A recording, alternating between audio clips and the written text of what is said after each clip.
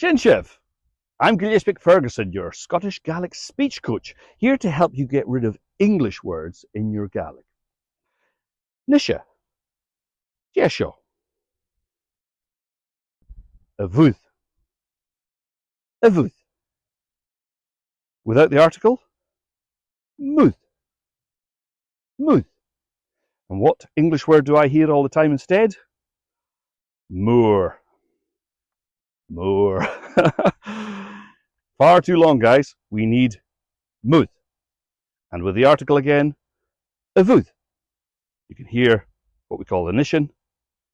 The article is represented as a apostrophe, and we have the v sound at the beginning. Avuth. Shoak of avuth. Havuth gumakiu nyanju. Havuth gumakiu nyanju. Shelab dia haun. Hanchi ma asho. Ik kan het toe en jelen skia hadi. In Koshnamara. Beside the sea. In Koshnamara.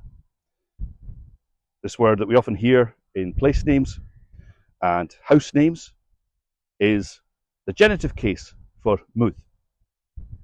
Beside the sea. In Koshnamara.